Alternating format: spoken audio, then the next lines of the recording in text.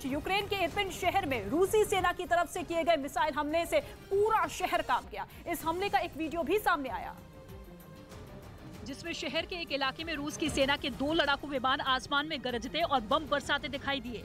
इस दौरान वहां एक कार भी खड़ी नजर आई। तभी आसमान से एक के बाद एक कई मिसाइल हमले किए गए, जिससे पूरा शहर थर्रा गया। धमाके की वजह से वहां आसमान में कई मीटर धुएं का गुब्बार उठता दिखा, जो बाद में पूरे इलाके में फैल गया। तो वहीं रूस की सेना की तरफ से किए गए इन हमलों से डरकर कार में बैठा आदमी बाहर निकल आया। हालांकि इस हमले में उसे कोई नुकसान नहीं पहुँचा। इजरायल के पीएम नफ्ताली बेनेट शनिवार रात अचानक रूस जा पहुंचे। राजधानी मॉस्को में राष्ट्रपति व्लादिमीर पुतिन और बेनेट के बीच करीब 2.5 घंटे से भी ज्यादा समय तक बातचीत हुई। इस दौरान इजरायल ने रूस और यूक्रेन के बीच संघर्ष में मध्यस्थता करने की पेशकश की।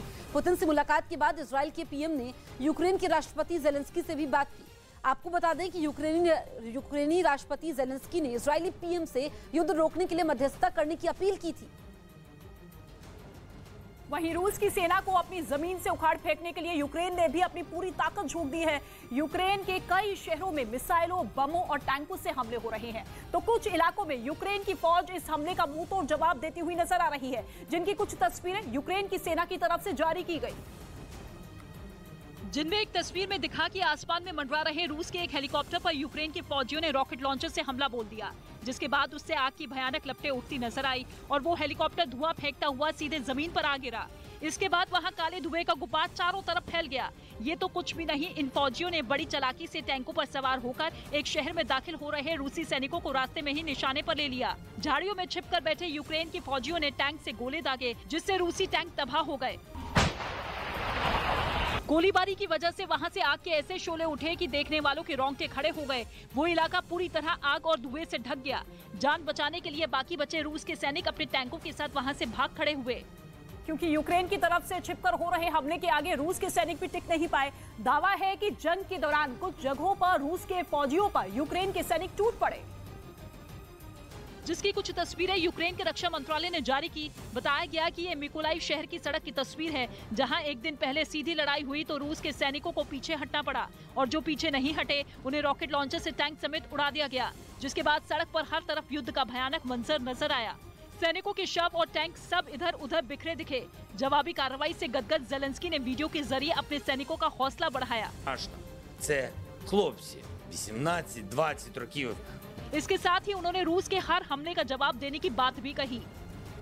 यूक्रेन में रूस के हमले को देखते हुए वहां से नागरिकों की दूसरे देशों की तरफ पलायन तेज हो गया है।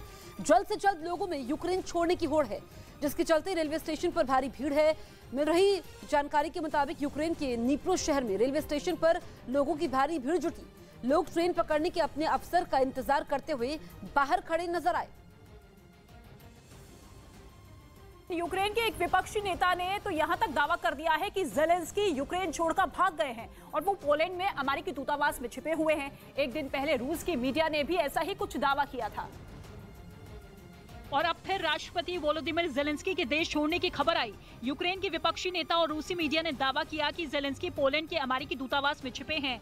ये दूतावास यूक्रेन की राजधानी कीव से करीब 780 किलोमीटर दूर पोलैंड की राजधानी वॉर्सो में है। दावा तो ये भी है कि वो अब पूरी तरह अमेरिका की सुरक्षा में है। कुछ दिन पहले अमेरिका ने जेलेंस्की को एयरलिफ्ट करने का प्रस्ताव भी दिया था, जिसे उन्होंने ठुकरा दिया था। लेकिन जेलेंस्की के देश से भाग जाने की खबर ऐसे वक्त में आई है जब वहां की राजधानी कीव से महज 13 किलोमीटर की दूरी पर रूस के फौजियों का काफिला राजधानी पर कब्जे के लिए खड़ा है और रूस की मिसाइलें एक के बाद एक कई शहरों पर कहर बनकर टूट रही हैं।